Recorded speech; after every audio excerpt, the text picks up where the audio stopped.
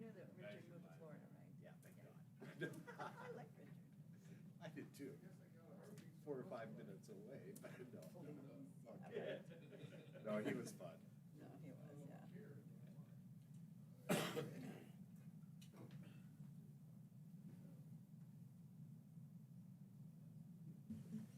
yeah. We'll call the Tuesday, December 7th, 2021 Williams County Board of County Commission meeting to order. Jim, will you call roll? Anderson. Here. Hanson. Here. Kemp. Here. Montgomery. Here. Ramberg. Here. We have a quorum. We will continue. We'll start with the Pledge of Allegiance. Allegiance to the flag of the United States of America and to the republic for which it stands, one nation, under God, indivisible, with liberty and justice for all. Okay, we'll jump right into opening up the public hearing on a section line road closure. So with that, we'll open the public hearing.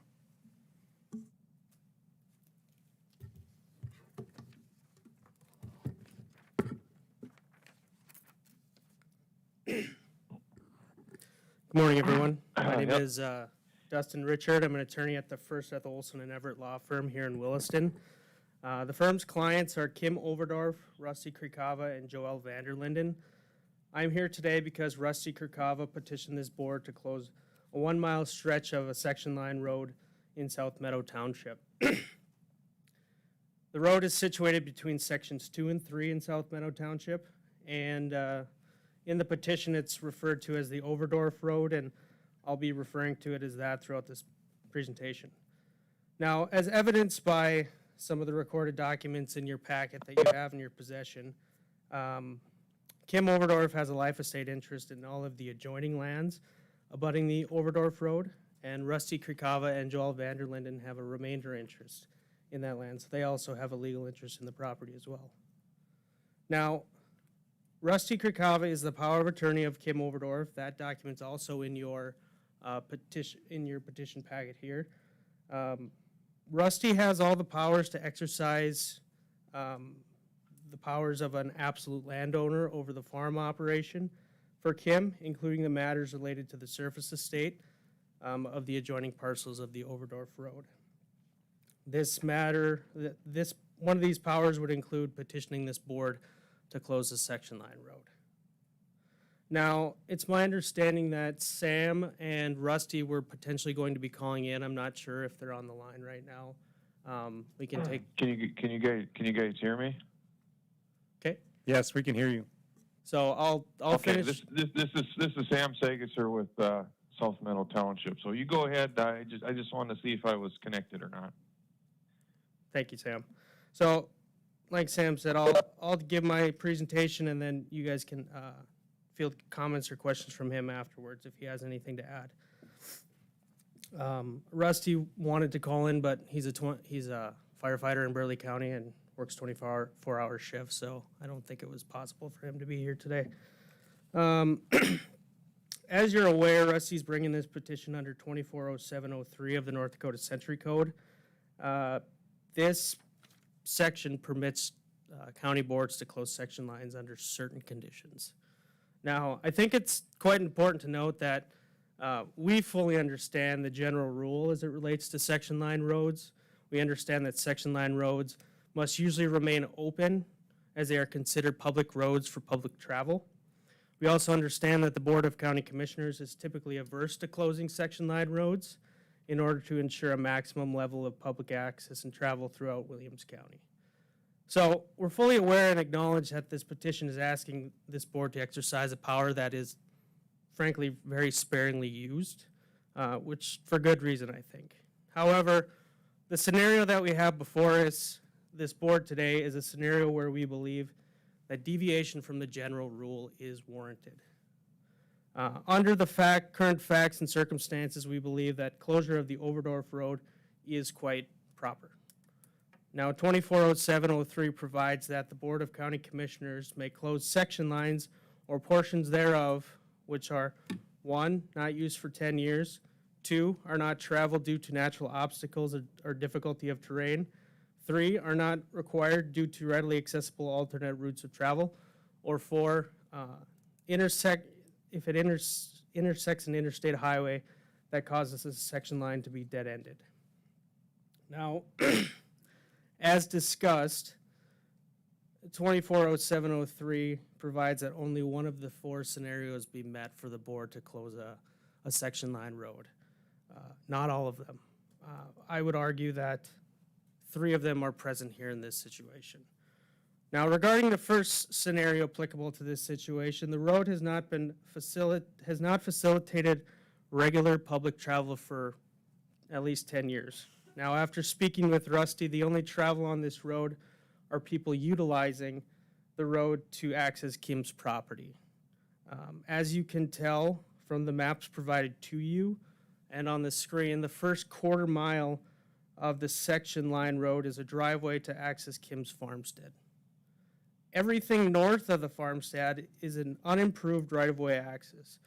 Rusty also indicated to me that hunters will sometimes try to access this land for hunting purposes, only to be met by the Big Meadow Slough to be turned around. Now, if this road continues to be open, it may invite trespassers to trespass onto Kim's land to try to get around the slough. Now, regarding the second scenario, which I kind of touched on just briefly, I'll dive in a little bit deeper here. This road has a natural obstacle at the end of it here, and it's very difficult terrain. As you're aware, the road is approximately a mile long. The south 1,500 feet is a driveway for Kim's property. The remaining 3,780 feet is an unimproved right-of-way access. Now, in wet years, the Big Meadow Slough covers the majority of the remaining feet. In years like this year, it's arguably travel. It's accessible, but it's very difficult to travel across and almost unsafe to travel across. Now, also to our knowledge, Big Meadow Slough is a federally designated wetland that is subject to federal conservation regulations. This is important to note because the landowner cannot simply drain the slough as he desires.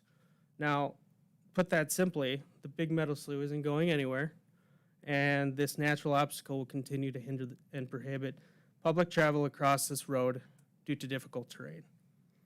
The third and final scenario that's applicable to our situation is that there are already readily accessible routes of travel in opposition to this road. As evidenced on the maps in your possession, County Road 19 intersects with the Overdorf Road at the southeast corner of Section 2.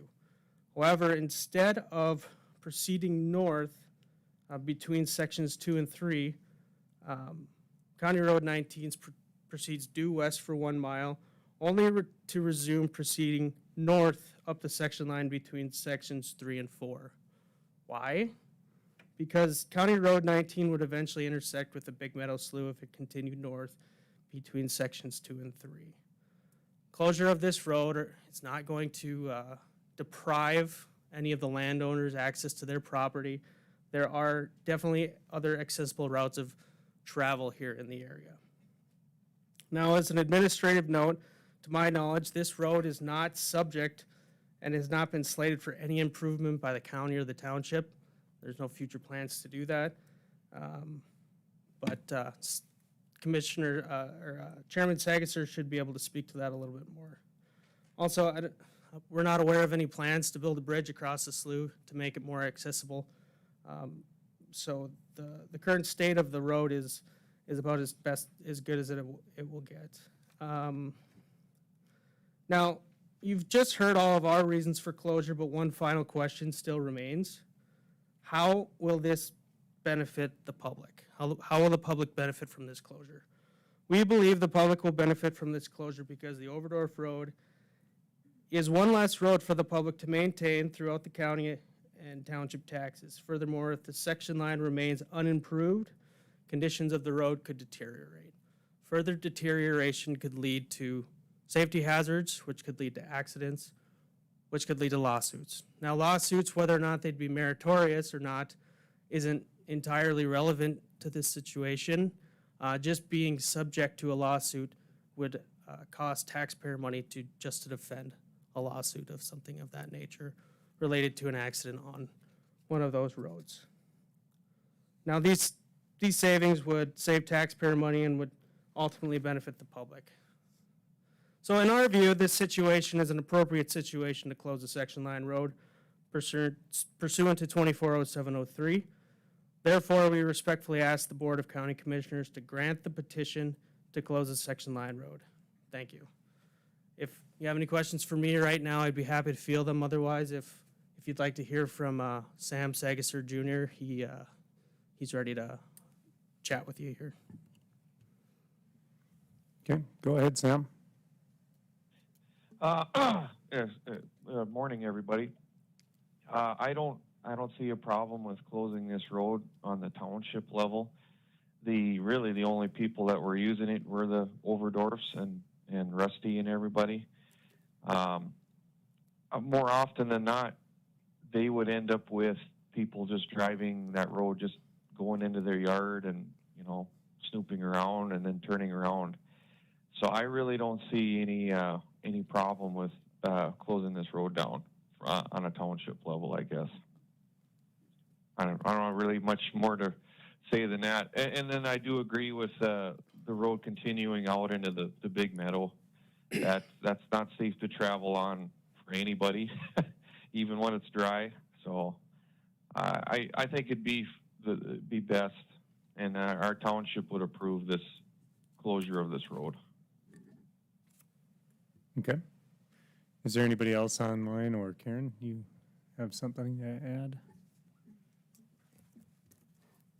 Yeah, the only thing I really wanted to add is with regard to his statements about the public benefited about not having to improve the section line road and it could deteriorate. Just for the record, the county, neither the county or the township under state law have the obligation to open up section line roads or even improve or maintain section line roads unless they've specifically actually improved it. Otherwise, you have no obligation. Section line roads are just open as they are, really. So, I mean, in terms of public benefit and not having to improve it, you don't got to improve it anyway. So that's just my comment. Okay. Okay. Anybody else have anything else to add to this discussion?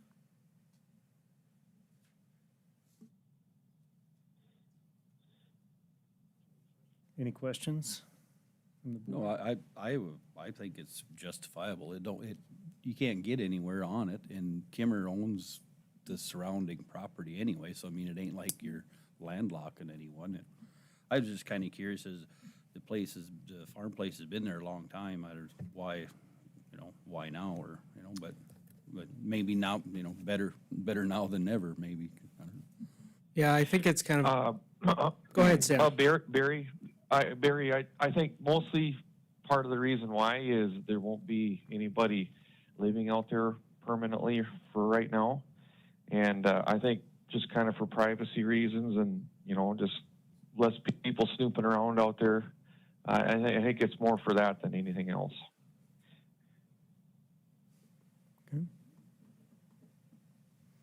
Okay. There won't be anybody living there all the time to supervise, people coming in and out of their yard, I guess. Okay.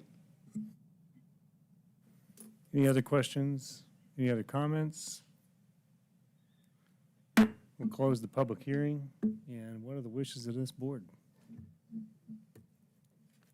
I guess I would make a motion to approve the closure, if that's how it should be worded, Karen? Yep, that would be good to make that motion, but also you should have in your packets a draft resolution that I drafted that would be recorded, and so I would probably also ask that as part of the motion that you authorize the chairman to sign the resolution, or approve and have the chairman sign that resolution, so, yeah. I would include that on the motion. Okay. All right, Barry's made a motion to include resolution 2021-12-07. Is there a second? I will second. Is there any discussion? I would just say this is a rarity. So, all right, hearing no, any further discussion? Hearing none, Jim, roll call vote. Montgomery, Yes. Ramberg, Yes. Anderson, Yes. Hanson, Yes. Kemp. Yes, motion passes. Thank you, gentlemen. Thank you. Okay, let's jump down to the consent agenda.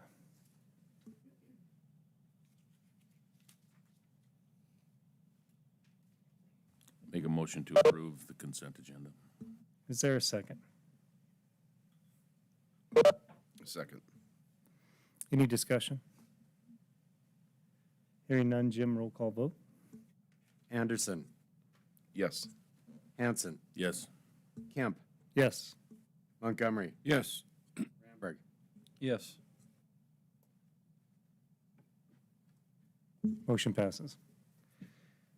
Okay, down to new business.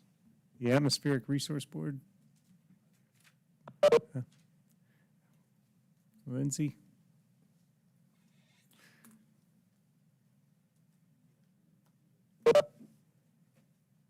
So they were gonna come in person, but because of the road conditions, they're gonna do it remotely. And so they were scheduled for 8:30. Oh, do you want to wait? Yeah, if we don't mind waiting just until they get online, but they're gonna do it virtually. We have the cameras and stuff like that, so if you wanna do something. Perfecto. Okay. Frost Law Grant Extensions, 2019, 2020.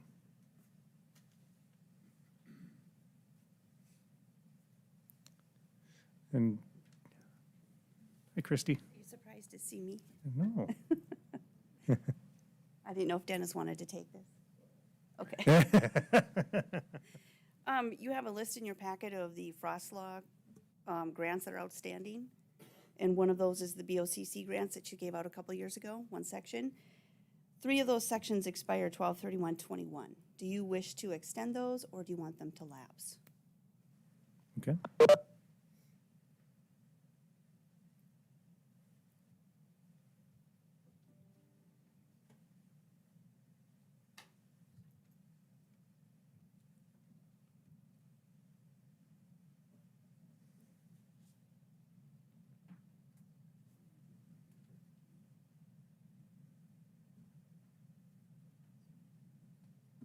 Christie, did we give them 1 year, 2 years? Do you remember? Well, the top section was from 19, so we've extended that. It would have expired in 20, so we've extended it to 21. That's the longest outstanding section. You can see we've whittled down those balances pretty good, but the BOCC awards, which is quite a substantial balance, that still has $1 million outstanding.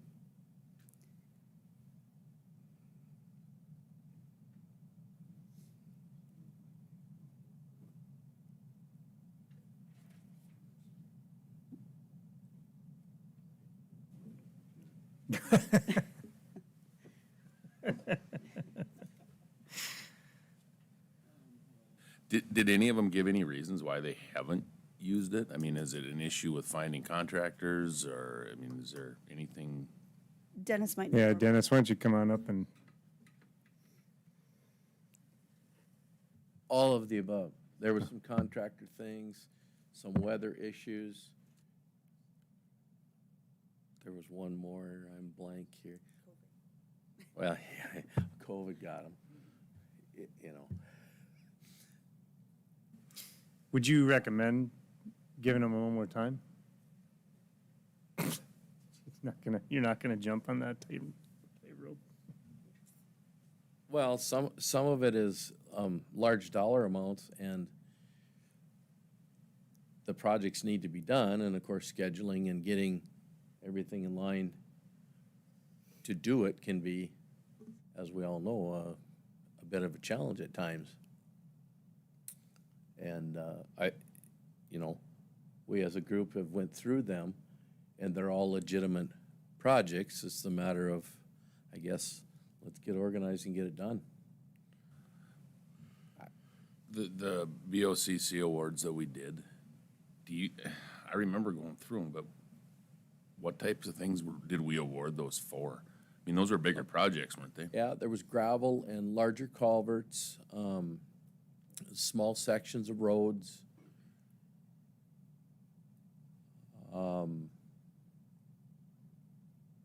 Mostly graveling and culverts, and I know that Climax did a lot of road, and I'm just using them as an example. They fixed a lot of different parts of roads throughout their whole township, and the BOCC grant was that $4 million, correct? Yeah. It's mostly Those Williston. were all large, thought out, gone through projects. Well, some of them, I mean, some of them look like they may have completed their project and just had some money left over. Is there any thoughts of checking to see?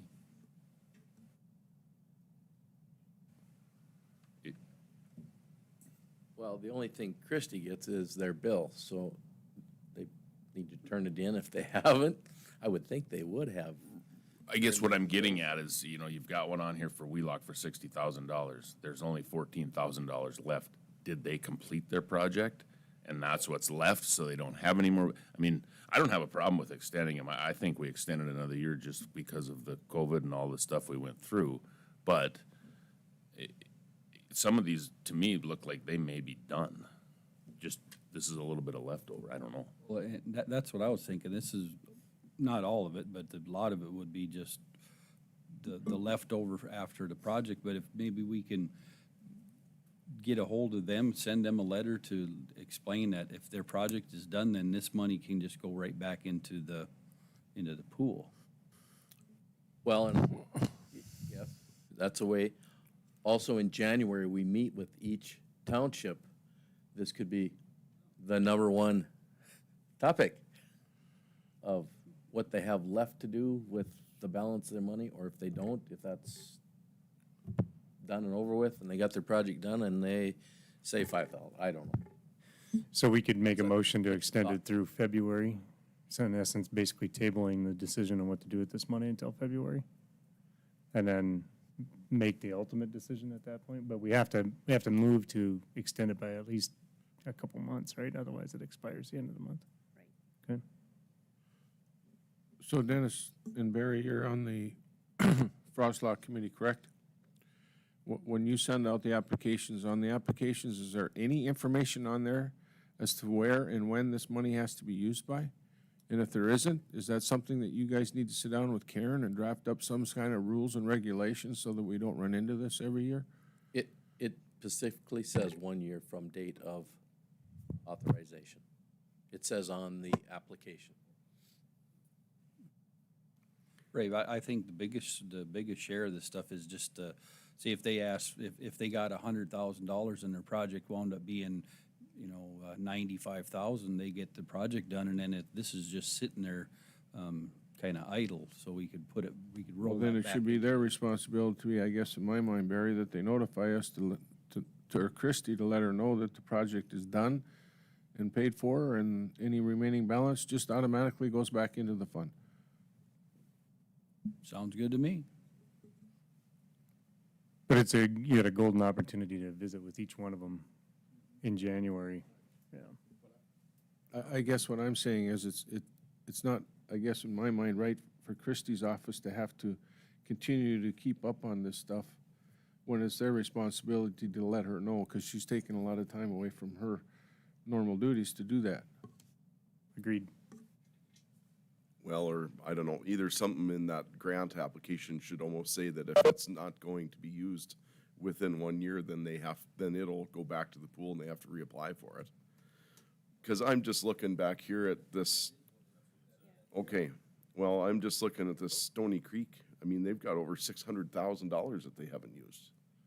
So what are they doing? I think that was for 60th, correct? Or, no? No, which, It's for the Farron Township, Stony Creek Border Road, right, if you keep going to the east past the White Bridge, at the intersection of 85 bypass, and you go east, it's only development it's only really a decent road to the first oil well there. Maybe there's two. There's a group of oil wells. It's also that housing, right to the end of that housing development that Muddy Valley. They were working with Farron and Stony Creek. We're working together to continue that on to the east, and it ties into a north-south stretch. I don't know their street or the avenue. So that would be the 50,000 to Farron also, because it's a border road, right? Didn't that get split? Yeah, I don't remember which one got how. I do know that Stony Creek got $400,000 to do that particular project, and I know that they have supposedly have somebody lined up that did not get there this fall. Right, because in between the two of them there, Farron has about 140,000 sitting there too. I assume that's probably the same road. Be my guess. That'd be my guess also. But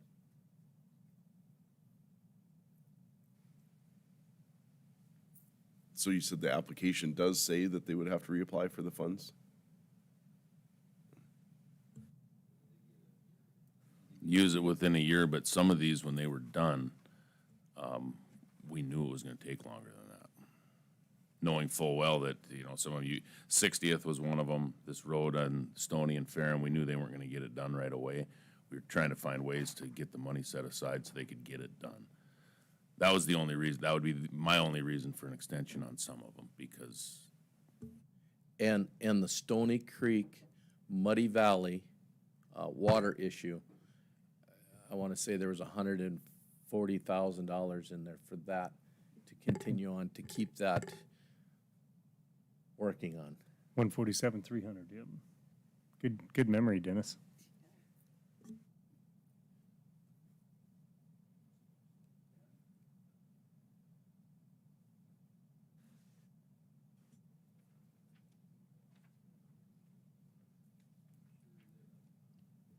So before your January meetings, I mean, will there be notifications sent out to these people saying, bring us documentation at your January meeting to justify us holding whatever money you haven't spent? We can send it in the letter. We can also include it in the letter that we send and to them to set their timeline up, date and time that we're going to meet with them. We could put that in there with that also. But several of them have either called Christie or myself by phone about this situation. That's why we're here today. Some are much aware and some are crossing their fingers, hoping.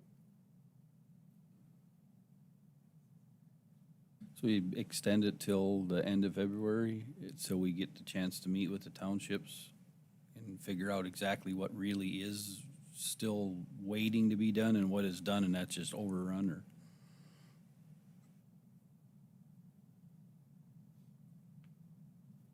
I would make that in a form of a motion then. Perfect. Is there a second? second. Any discussion? Hearing none, Jim, roll call vote. What date did you want to extend that to? It was the end of February, so I would guess we'd revisit it in the first meeting in March. Montgomery, Yes. Kemp, Yes. Anderson, Yes. Hanson, Yes. Ramberg. Yes. Okay, motion passes. Thank you. Thank you, Christie. Thank you, Dennis. Okay, almost 8:30 on the dot, if that clock is correct. So we'll go ahead and do the, yeah, exactly. Atmospheric Resource Board Program Overview. Do you need to do an introduction or anything? Oh, here we are. Okay, go Hi, ahead. Mr. Chairman, can you hear me? We can hear you 5 by 5. All right, great. Thanks for having us this morning. Mark Schneider's on the line with us too. If you ask a tough question and I can't answer it, I'll pass it on to him. Thanks for giving us some time this morning. I'm Darren Langrid with the Atmospheric Resource Board, and here today to just give you an overview of the 2021 cloud seeding project, share a few other news items, and then answer any questions that you may have. So Mark sent a packet of information up to you prior to the meeting that I trust that you have. I'm just going to go through a couple of documents briefly, and then touch on a couple other items, and then be able to answer any questions that you may have. So the first one, let me share my screen here, see if I can get this to work.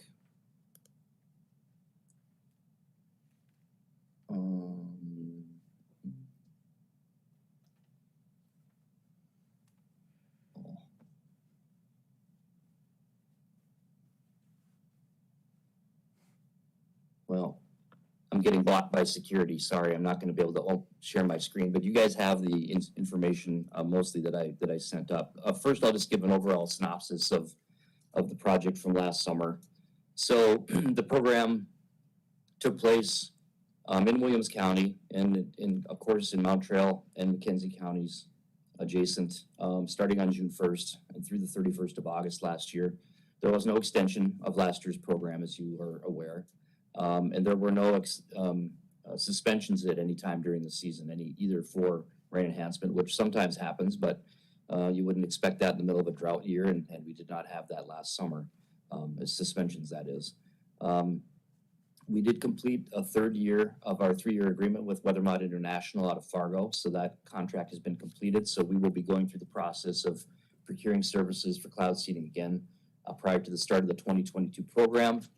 And that will be done through notice of intent through the state procurement office, and then likely with notification or negotiation with WMI once that process takes place. We've been doing 3-year agreements with WMI recently, and the most several recent contracts. It's been allowing them a little bit more cost certainty, having 3-year deals, and it gives us some certainty as well. So I think that's probably where we'll be going again in the upcoming cycle. For the most recent summer, the program employed 5 airplanes on the program, 3 in the Northern District where you're at. All 3 of them this year were 2 of them were based in Williston and 1 in Stanley. We typically have 1 in Watford City, but because the airport was being redone, the runway was being completed during the summer, and that has been done, finished up in October. But we did not have an airplane in Watford City. There were 2 of them at XWA and 1 in Stanley. And then we did have our meteorological staff at the radar facility in Stanley. As far as flight hours go, you guys are all aware of how dry it was this last spring and summer. We flew only for a project total for your 3 counties and the 2 in the Southwest, only 252.79 hours for the entire summer. That's quite a bit below the 440 flight hours that were in the project budget. For District 2, of those 252 hours, 170.69 were flown by the 3 airplanes in District 2. There were operations on 28 of the 92 project days, and which is down significantly. An average year, we typically have flight operations on about half of the project days, about 45 or so. And this year was 28, and that's just a reflection of the lack of weather and thunderstorms conditions that we had during the season. When looking at the breakdown of purpose, hail suppression was the most commonly flown purpose, about 98.6 flight hours, rain enhancement 49.6, reconnaissance just about 12 hours, and 10 hours for repositioning flights. Looking at generator use, 2 generator use of 31.6 hours, 1 generator at 28 hours, and these are the ones that are mounted on the wingtips of the aircraft. We typically use 1 generator when we're doing rain enhancement operations, 2 generators when we're doing hail suppression operations. Flare use was about 11,650 grams of material, and about 1,600 pounds of dry ice were dispersed by the top seating aircraft that was based out of Williston. One other change was made to the project as a whole was last year and the year prior to that, there was an airplane based in Dickinson, a Cessna 340, that was used to share between both districts when situations would arise. It would be useful for that. Due to some budget cutting that was required, that airplane was moved to Bowman for the 21 project. And then one of the Senecas that was in Bowman previously was removed from the program. So there was one airplane cut from the project. So we went from 6 airplanes to 5, which is also factors into the number of flight hours that you see. We're not operating with as many aircraft as we have had on the project in seasons past. Getting into the cost review, and I think this was one of the documents that was included in your packet. It's called Across the Top Cost Review for the 2021 NDCMP. Just running through some of the items, as you can see, we have budget expenditures and whether we're over or under the budget in the far right column. Just to draw your attention to a couple of things. When you look at flight hour costs, flight hour for base, hybrid, and top turbo aircraft, they were all well under budget, as you can see there, and that was a reflection of the number of hours that were flown on the project, obviously. Aircraft services immediately above that, $508,855. That's the lease or the base cost for the aircraft being on site 24/7 and available to the project for the 92 days of the season. We did not have any penalties assessed to the contractor this year for lack of availability or performance of the aircraft, so that was a good thing. There were no days or times when the aircraft were unavailable where they were needed for seating operations, and that's something that the board reviews every year in its fall board meeting. And the only area where we were over budget, we're in the red there, was on chemical procurement. And this is a function of some areas that are kind of going on all over the economy with supply chain and other issues. The cost of acetone and carbon dioxide or the dry ice pellets this year were significantly increased from where we were in 2020. We're hopeful that comes back into line for next summer. We think it was just a one-year blip, but that's the reason why we were over so much on those items. So when you look at the overall expenditures for the program, and I should preface, this is for the entire project. This isn't just the 3 counties in your region, but also includes the 2 counties in the Southwest. The total budget for the program this last summer was $723,528. Expenditures $674,207, and the project came in under budget about $49,321. Of course, when we have situations like this where the project comes in under budget, this being a cost-sharing program with the counties, any funds that were not allocated or expended during the 21 program will be available. We can carry those over to be used for next summer if necessary. So that does, is, I guess, a silver lining on the low number of hours that we did fly in 2021. So that's something that would be available in planning for next summer. And of course, we'll be meeting with the county authorities typically sometime middle of the winter, kind of late January, early February, to get together and discuss with them plans and project options for the upcoming program. And we'll be doing that again this year in a month or two time. The only other item on that page to reference, off-budget costs, that shows the salaries and wages basically paid to our interns, our intern pilots that are on the program. And that's through a MOU that we have with University of North Dakota's aviation program. And we've been training intern pilots on this project since 1975. As of the end of this year, we had 397 intern pilots that have been trained on the program in North Dakota. So next year we will go over the 400 mark for that since the inception of the program, which is quite a number of students that we've had as interns here. But those dollars are allocated to that program separately and do not require cost share from the county. So we do account for it, but we account for it separately out of the cost review. So those are the main issues with regard to the existing operational program I wanted to mention. If you guys have any questions, I'd be happy to answer them now. And then I've got another item I just want to mention at the end, but anything with regard to the 2021 project that you guys are curious about?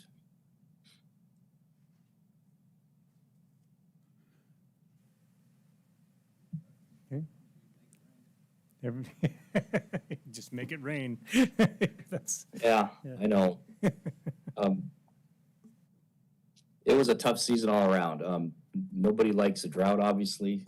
We hate it. And our project people don't like it either because they're looking for things to do, and they didn't go out there to sit around and twiddle their thumbs either. So it's hopefully we don't extend this. You know, we did see some decent precipitation in much of the state in October and late September, although the northwest corner, as you guys are aware, got a little bit of the short end of the stick on that one. But there is some possible glimmers of hope in the climate outlooks, looking at the upcoming winter season with La Nina being in place again, the second year of a back-to-back La Nina. There's some indications that it can be a little bit more productive in regards to precipitation, but those are pretty limited numbers of cases, so not a lot of statistical confidence with that, but that is what we've experienced. So perhaps we'll see a little bit more snowfall this winter and give us some more runoff going into spring. I think there's already twice as much snow as there was all winter here. Yeah, was a rough you know, winter last Bismarck, speaking from here, we only had 16 inches of snow all year last year. We just got our first 3 inches over the weekend. So we're making headway on where we were at least at this point last year, but we got a long ways to go to get to normal, which is something over 50 inches.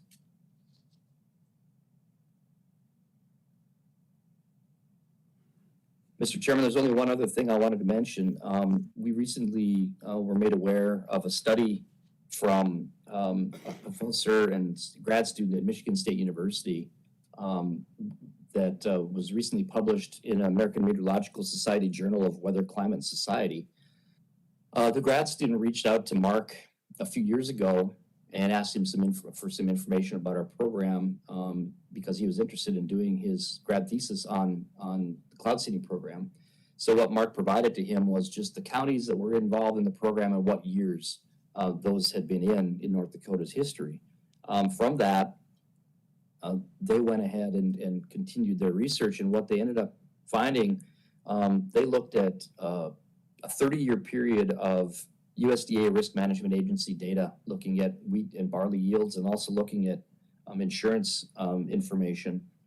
And the study that was just published in October, you can find it online. It's not available to the general public without purchasing it right now. But if you were to go to our website, the ARB, let's see, dwr.nd.gov/ARB, you can find a link to that AMS website where you can see the paper. Anyway, what they found was for that 30-year period, that comparing the seeded counties in North Dakota versus adjacent non-seeded counties, that wheat yields were about 13% higher on average for that 30-year period than in the unseeded regions. And that was a statistically significant result at better than 0.05 as far as statistical analysis goes. They also found that indemnities and loss ratios were improved in areas where seeding was going on versus adjacent areas as well. So that backs up the methodology and the idea that seeding reduces hailstone size and reduces losses. So their analysis was beneficial and looked at the program and determined that the program was beneficial from a statistically significant standpoint in those areas. They said in their paper that their evaluation indicates that the cloud seeding program had significant positive effects on crop yields and improved loss ratios. They also did an economic analysis of this, and their economic analysis found a benefit to cost ratio of about 36-1, which is in the same line area as what we found from NDSU's economic study that they published a couple years ago. So anyway, it was positive to see that study come out, and the results from it backs up the information that we've received and the goals that we have for this program. And we're happy to see that out and published in a peer-reviewed journal. That's good news, and that's just what the doctor ordered for you. Is it considered independent and removed from the Atmospheric Resource Board completely? And so, I mean, it would be a fair independent review? Yeah, it is. You know, the only interaction we had with them was providing, you know, them the list of counties and what years they were involved in the program. From there, we had no involvement in the methodology, no discussion of the science behind it. The professor who took the lead is economist, PhD economist in Michigan State. He's done a lot of research in a lot of areas. He's actually also gotten, since this work, a Fulbright scholarship to study cloud seeding in Canada, which he intends to do. So there's some additional work that's going to come from this initial effort that he has conducted. But yeah, ARB didn't pay anything for it, and we were not involved in it. So we're as far divorced from the results as we could be. Okay, good news. In light of everything going on. Yes. So. As you know, that is one of the complaints that some people raise is that, well, you know, the studies have been paid for by the board. Well, typically, if you want something, you need to pay for it, right? I mean, that's just the way it works. But in this case, with a grad student who was looking for a project, it turned out that we got something for nothing. Yeah. Yeah, perfect timing, good news. It's always nice to hear what you've been paying for all these years is working. It sure is. Okay. Any questions from any of the board members? I don't mean to, that was the last bit of information you wanted to present. Is that correct, Aaron? That's all I had for you guys, unless you have any other questions for me or Mark. Yes. Can you send us the website where that study's at? I didn't catch all the letters you I sent. think Lindsay's got access to it, right? Okay, don't worry about it. Lindsay's got you covered. Okay, yeah, we've got a link to it on the DWR, and that's our new name now. We're not the State Water Commission. We're part of the Department of Water Resources. That changed in August. So at the DWR website, under the Atmospheric Resources section, under Program Evaluations, there is a link. There's a synopsis of the paper, just a couple paragraphs, and then a link to the American Meteorological Society website where that abstract can be reviewed, and then it can be purchased if you want to buy the paper.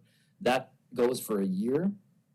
After 1 year's time, then these papers are available free of charge to the public. But there is the copyright issue that AMS holds for a year's time. Okay. I had a question, now it slipped my mind. Darren, there's no logic behind, is there any logic behind doing winter cloud seeding in North Dakota? Well, that is something that hasn't been done here. It's done in a lot of places. Most of the seeding in North America is done during the winter months, typically in the mountainous west. And the reasons for that, of course, are many. They're also able to do that typically with ground-based generators rather than airplanes, although airplanes are used as well. The ground-based seeding can be done a little bit more economically than airborne seeding in some cases, although you can't get all the places you want to with a ground-based generator versus an airplane, so there's some trade-offs. In North Dakota, you know, we don't have the orographic situation where you can do ground-based seeding, so it would have to be airborne. And we don't have, you know, the amount of precipitation that we have in North Dakota that falls during the winter is a pretty small slice in the overall precipitation picture that we get as a state during the entire year. So it hasn't been done, not to say that it couldn't be done. I think there would be fairly limited opportunities for winter seeding in North Dakota. But it's something that could potentially be viable. I mean, you need the same thing. You need supercooled water in a cloud that has not yet formed ice crystals, and that's what seeding does. And it's been proven to work in the winter states where they're doing it. There's recent results out of Idaho that actually the radar images are able to see the seeding material and the snowfall developing along the seeding track of the aircraft in real time. So we know it works. It's just identifying the places and the timing where it works the best and where it's economic. You know, for Dennis's perspective, who is our road superintendent, he'd prefer if you'd seed from 8 in the morning till 5 p.m. only, so that when you have to plow the roads, you could do it during regular business hours, but. Yeah, wouldn't that be nice if we could get it down there? You know, maybe we'll be there at some point, but I don't think it's going to be for a while. I really am intrigued by it because I think we get a lot of winter kill when we don't have snow cover. and creates a lot of economic impact. And I think also having a good base of snow protects and provides moisture in the springtime. So myself, I'm fascinated by it, but that's a, sorry for the discussion. It is something that could be looked at. I mean, in any time an area would be looking to start a program of any type, you know, the recommendation is always to do some sort of climatological analysis, look at the type of opportunities you may or may not have, and determine if it's even feasible. And you know, that would be the type of process that would need to go forth in this case as well, and just determine, you know, what's the average kind of snowfall, the patterns, how many events would you have during a given year, and would those events be suitable for seeding? And you could get an idea then if it would be even something worth pursuing further. Is that would that be a reasonably easy thing to put together that wouldn't involve a lot of cost? That's not something that we would be able to do in-house, but there are contractors that do this kind of work. Weathermont International, of course, it's our contractor here in North Dakota. I know they do feasibility studies for other programs that they've been involved in across the West, and they've got a meteorological staff. I mean, I'm not advertising for WMI. I'm just saying they're an in-state group that does this kind of work, and there are others. So if this is something that you guys would want to take to that step, you know, I'm sure feasibility study like that could be put together for, you know, I don't know what you would think is reasonable. You can maybe get it done for $10,000 to $20,000, depending on how detailed you want it to be. Well, I'm only one of five, and Understood. but it is really interesting to me. I think the winter cloud seeding offers a whole lot of opportunity with maybe much less opportunity for opposition, because it's all going to be on precipitation-based cloud seeding, as opposed to you know, most of your work in the summertime appears to be done on preventing hail, as opposed to enhancing precipitation. So this would be 100% precipitation enhancement, which is. But although with regard to the hail suppression, you know, one of the results of hail suppression seeding, if you're successful in reducing the size of hail, one of the results of that is increased precipitation, because you're making more hailstones that are smaller, that are melting before they hit the ground. So that water is being realized, just being realized through a different process. Okay, no, fair point, fair point. Okay, any other questions? Thank you for entertaining me during all my off-the-wall questions, so No problem. Thanks again for giving us some time this morning, guys. you bet. Okay. With that, we will jump into planning and zoning.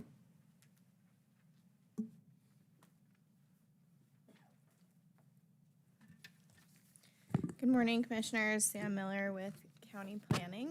Morning, Sam. Morning. So first on the agenda is a request from Mr. Peters on behalf of Freedom Meadows LLC. They're requesting a conditional use permit for an existing mobile home park on an approximately 50-acre parcel. It's currently in the urban residential zoning district. The property has transferred ownership from the original applicant, who was HPML Properties, to Freedom Meadows LLC. Because the original CUP is not in the new owner's name, the new owner must apply for a conditional use permit.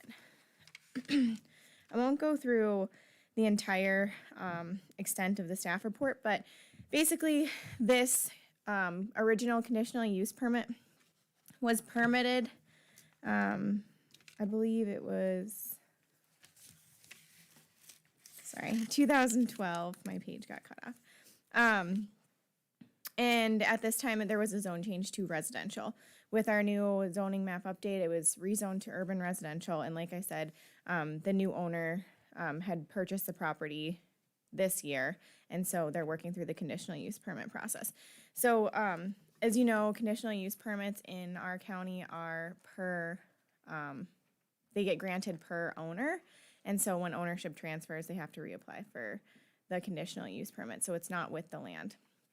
However, a mobile home park is a permanent use, and it's a permitted use in the urban residential zoning district. So we've been working with the applicant to ensure with this new transfer of ownership that utilities are in place, roads and infrastructure within the park are in place.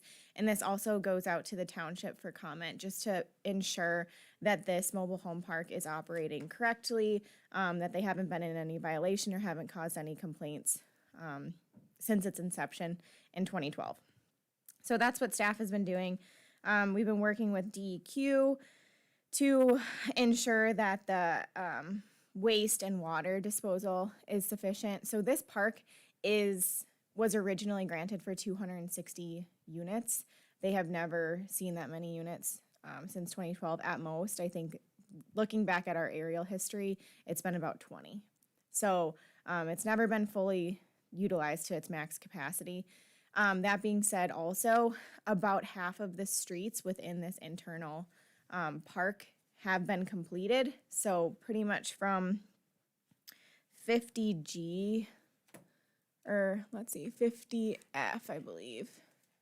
I can look to ensure that, but those streets have been completed, and Karen has helped draft up an agreement stating that if this park were to ever be built out to full capacity, so let's say we need the applicants being approached by all these people to start placing their mobile homes within there, we have to have the owner of this park install all roads up to a county standard prior to them placing more units in there. So that's a part of this conditional use permit is the road maintenance and infrastructure agreement, which is included in your packet. They have been working with the Department of Health. There was an inspection conducted in November without any violations, and the inspector will perform another one in a few months as well. I spoke with Kevin Plouffe, who's our water board engineering specialist or environmental specialist, and he visited the site. They have an approved stormwater management plan that was approved back in 2015, so all good there. Originally, when this went out to the township, there was a recommendation for denial. There were concerns about potential traffic volume, so if this were to ever be built out to full capacity, the township had concerns on that 146th Avenue, so that's the north and south road there. So we added a condition that if the park were to ever be built out, that they would have to enter into a maintenance agreement with the township. And then also I reached out to DOT because that intersection right there was of concern by the township. The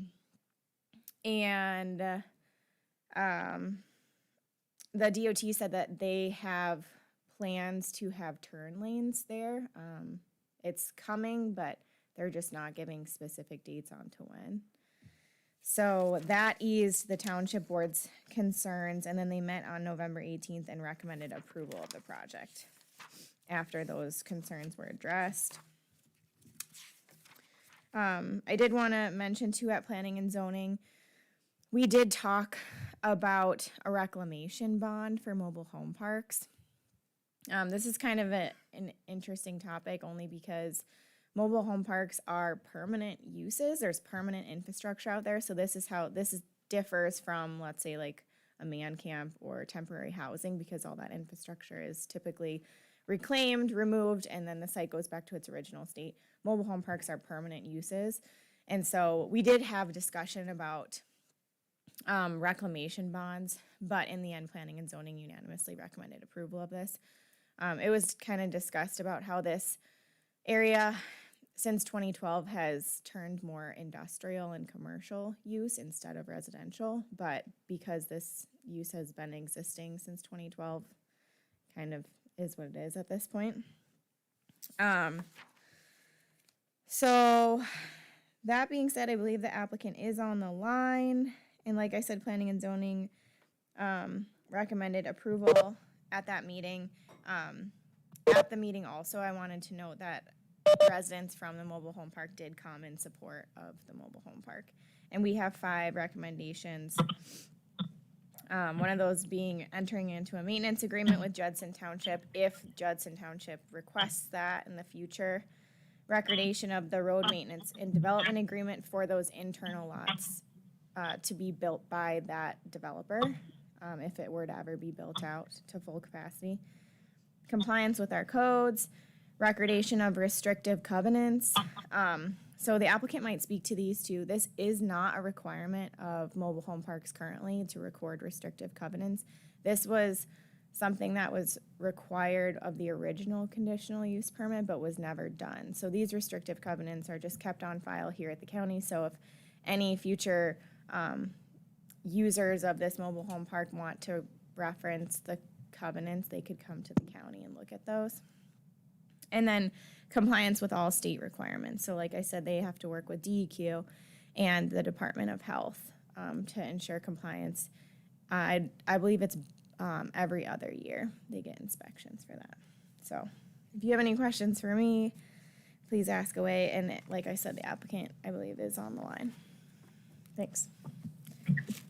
Yeah, the applicant is on the line, but we've had minor technical difficulties, so he might not have caught all of that. Okay. Any questions from the board or any comments from Mr. Peters? Hello, I am on the line, and yes, we have had some difficulties, and I didn't hear all of that, but I did just get off the line with Jay Heller, town chairman, and their main concern was that I would take responsibility for maintaining and building the roads in the park, and I certainly will do that per the agreement that Sam has had drafted. And other than that, he didn't indicate indicated there's probably not another agreement needed. I think that the park is a real asset to the area there because it will provide affordable housing. And in fact, a couple residents of the park do work nearby there in the businesses.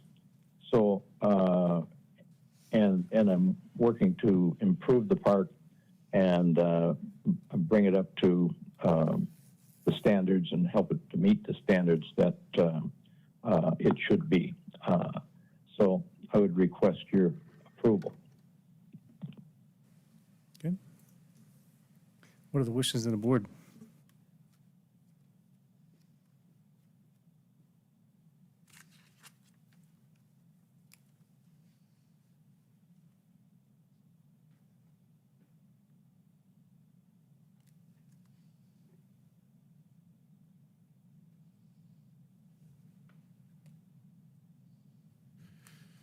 Mr. Chairman, I'll make a motion to follow the planning and zoning recommendations and recommend approval with the 5 conditions that were stated. Okay, is there a second? I would second. Any discussion? Yes, Mr. Chairman. Being from that area, I am definitely concerned. I mean, if this facility does actually get filled out, there's for sure at least 4 intersections along that stretch. And 146th is an issue right now, just because the cars that pull up, I mean, you can be less than 100 yards from that intersection and have 2 or 3 outfits pull out in front of you. So, I mean, if this were built to absolute capacity, there would, I don't know, DOT is so slow on everything else, my goodness, it's gonna be a big issue. But this whole stretch right now is an issue. And there's no secret that we've had some serious car accidents there. One just not too long ago, I would say 3 weeks ago. So I do have some serious concerns of these vehicles all exiting and entering onto Highway 2. But the good news is County 1 is paved, has been for quite some time. There is access from the north. And then maybe some of our developments west of town, by the county highway going west might help alleviate some of that traffic eventually, but it's all going to take a lot of time. Okay. Any additional discussion? I might add that it will take some additional time for the park to be even developed anywhere near occupancy, full occupancy, and that the it's my understanding, according to the discussion that staff has had with state, that they are planning a turn lane at that intersection in the not too distant future to not only that intersection, but I think others along that stretch to address those issues. The town had expressed concern about the same thing, and after hearing the response that there's going to be an additional turn lane added there, they were satisfied. Okay. Any additional discussion? Hearing none, Jim, roll call vote. Anderson, No. Hanson, Yes. Kemp, Yes. Montgomery, Yes. Ramberg. Yes. Okay, motion passes.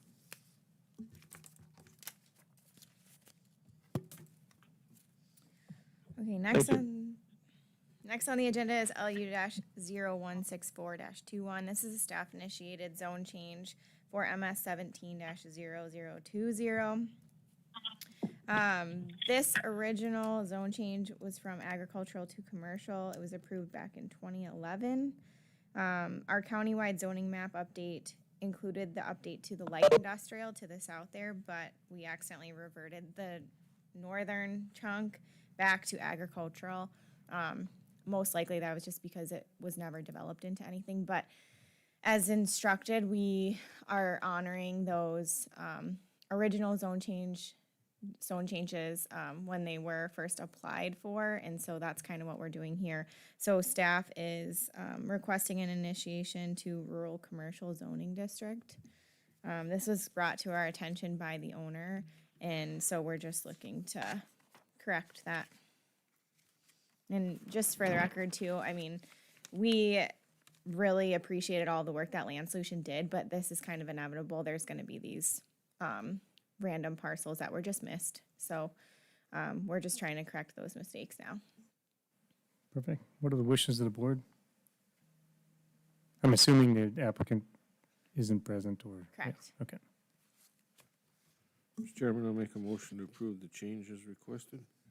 Okay, is there a second? Second. Any discussion? Hearing none, Jim, roll call vote. Ramberg, Yes. Montgomery, Yes. Kemp, Yes, Hanson, Yes. Anderson. Yes. motion passes. Thanks. Okay. Darcy, you're up.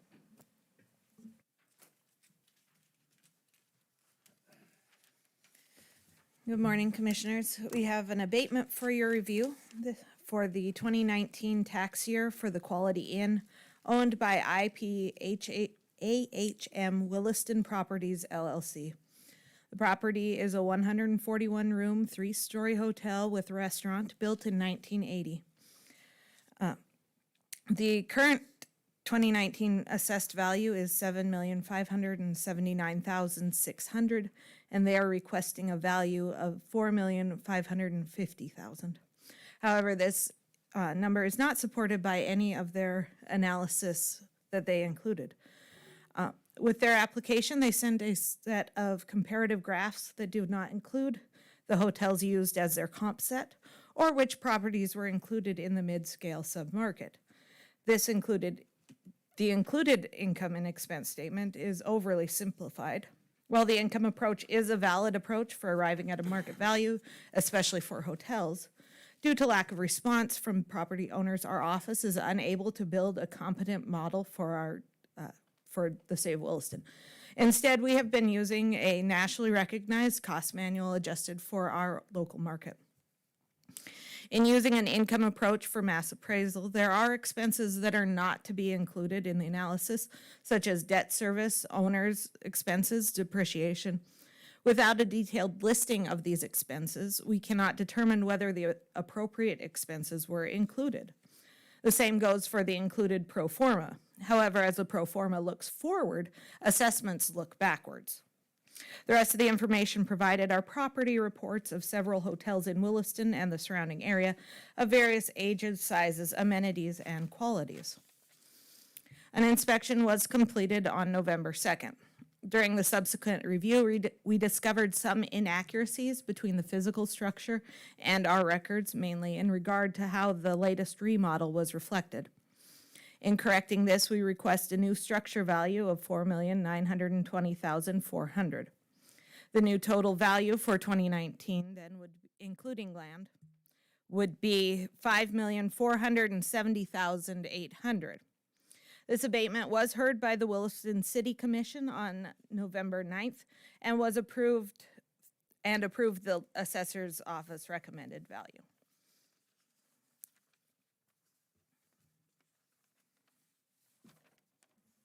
Okay. What are the wishes of the board?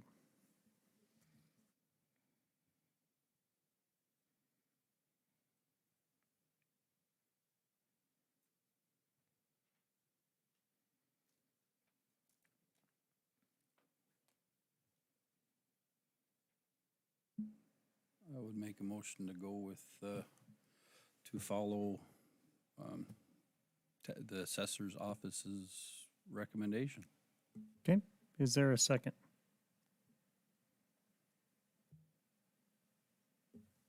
I'll second. Any discussion?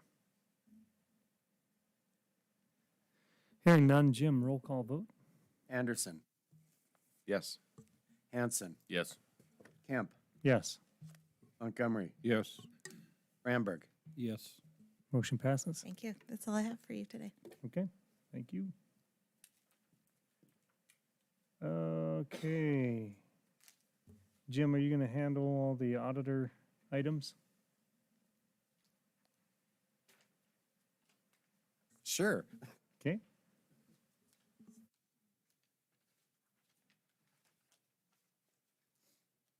It appears that there's a application for repurchase on Fendi Estates, Lot 14, Block 6, for the Karen Trust.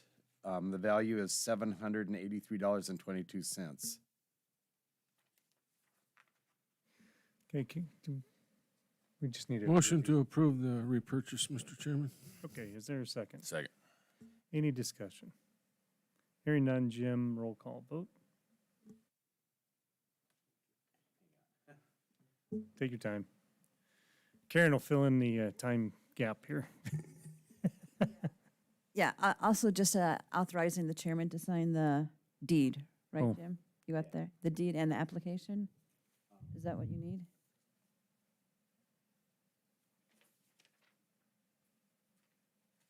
Yeah, authorize the chairman to sign the deed and the application if necessary, yep. Are you good with that, Commissioner Montgomery? Yes, sir. Okay, Corey's good as well. Ramberg, Yes. Montgomery, Yes. Kemp, Yes, Hanson, Yes. Anderson. Yes. motion passes.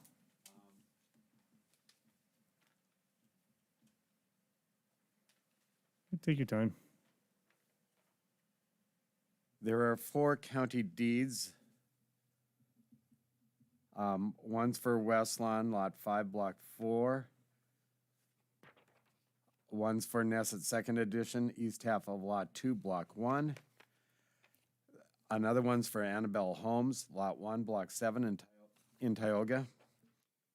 And in Tioga, Nesset Edition, east 60 feet of Lot 5, Block 1.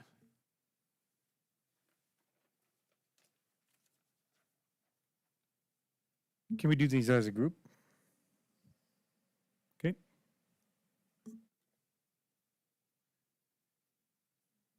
Mr. Chairman, I'm making a motion to approve, and so Karen doesn't have to get up again, authorize the chairman to sign. is there a second? Second. Any discussion? Hearing none, Jim, roll call vote. Ramberg, Yes. Montgomery, Yes. Kemp, Yes, Hanson, Yes. Anderson, Yes. Motion passes.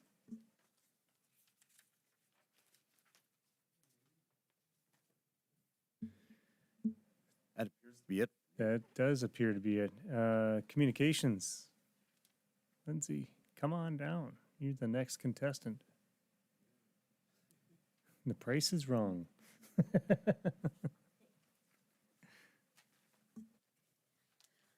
Good morning. Good morning. The first item that I have for you is with regards to the behavioral health grants. When the agreements were put in place with the providers, everyone kind of has a different timeline of when they need to expend their funds. And there were a handful that had some funds that needed to be expended by the end of the year, or they had obligations to hire certain individuals that were funded by the grant. Pretty much everything is going to be able to be realized as planned.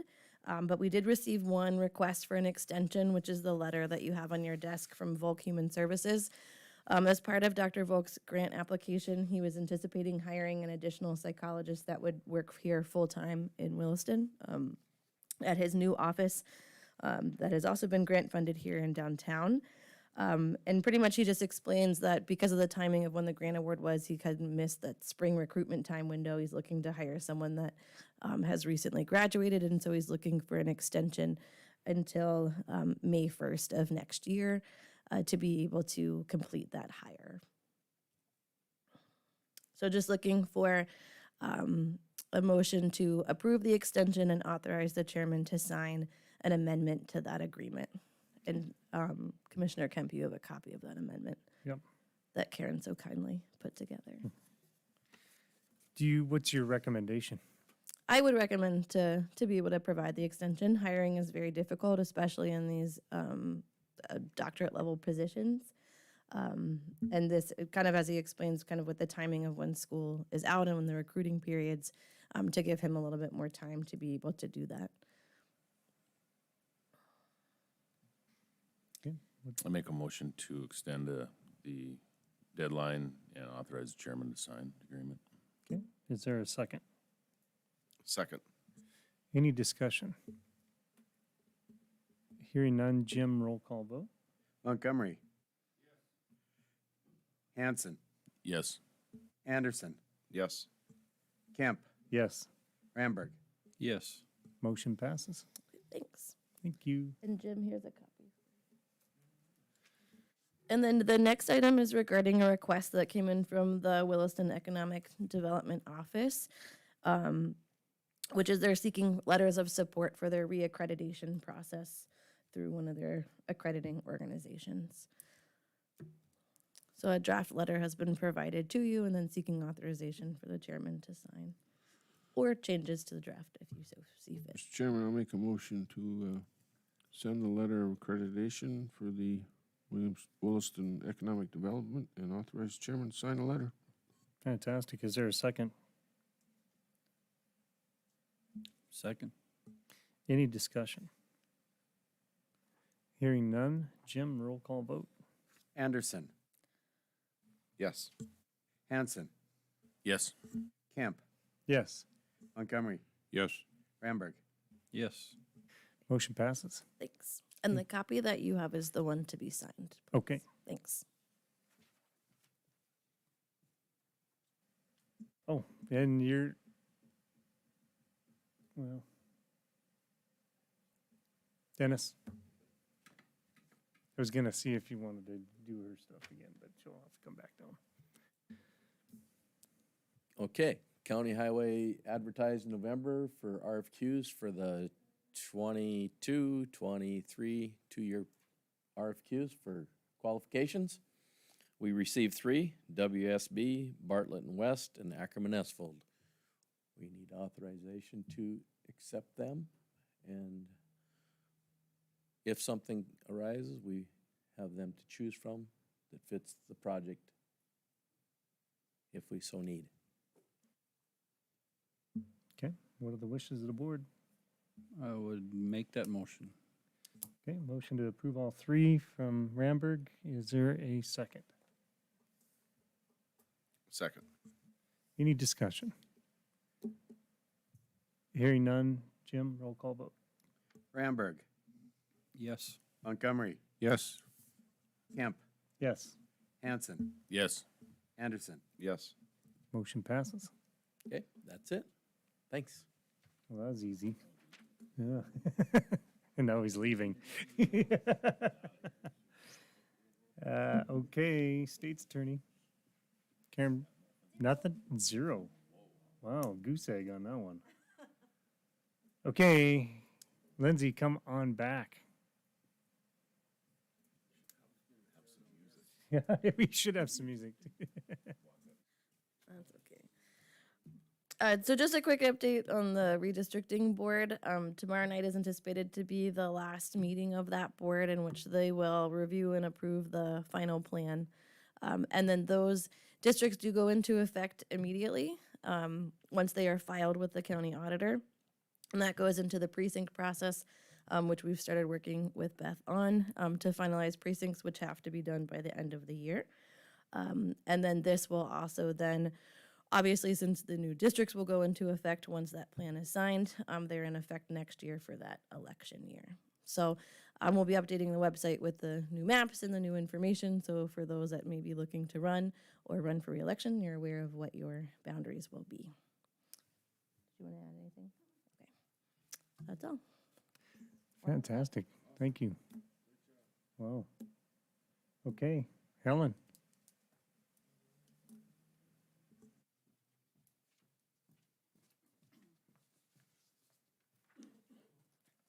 I think there's two people who like a paper copy, right? Oh, you got one. You have What? one?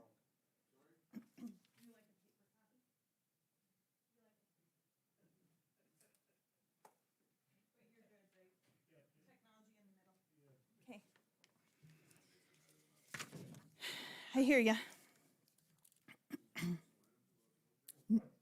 We don't talk about age here at Williams County. So you'll see on the front of the position report, we have a victim advocate opening at the state's attorney's office.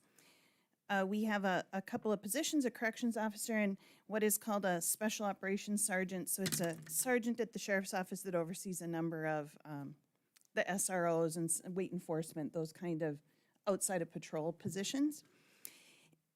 But then we have a list of positions that you all discussed with the sheriff during the budgeting process, and as a part of the budgeting process, you approved these to be included in the budget. He was here earlier, had to leave to a meeting, but I told him that I thought we could handle it. So they're looking to start the process now in December, advertising, understanding that it'll take a little while to fill these roles. And as you can see, it is corrections officer positions that will add one corrections officer to each of the shifts. And that nurse practitioner that will work on our behalf to help with the, behavioral health, but also medical needs of the inmates.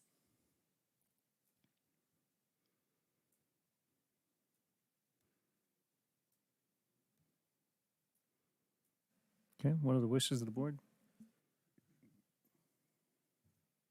Make a motion to approve the positions. Is there a second? Second. Any discussion? Hearing none. Jim, roll call vote. Yeah, I just tried to give you a second or two there. Hanson, Yes. Anderson, Yes. Ramberg, Yes. Montgomery. Yes. Camp. Yes, motion passes. On the back side of the paper, we have 3 board positions that had terms ending 12/31 of 2021.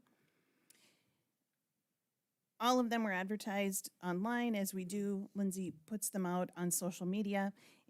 In only one of the cases did we have somebody else who wasn't the incumbent show interest, and in that case, the person was not qualified to fill the seat because of where they lived and the requirements for the role.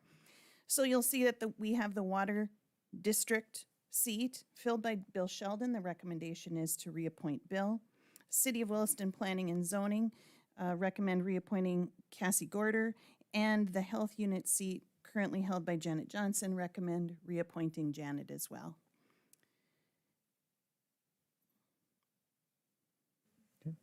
What are the wishes of the board? I make a motion to approve these appointments. Is there a second? Second? Any discussion?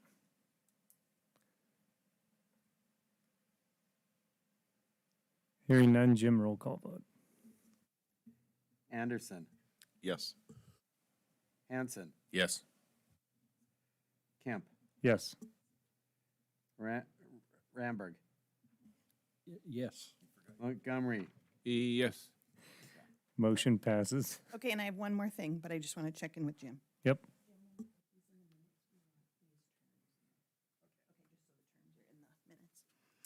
All right, one other item, we are continuing to work through the process with the county coroner.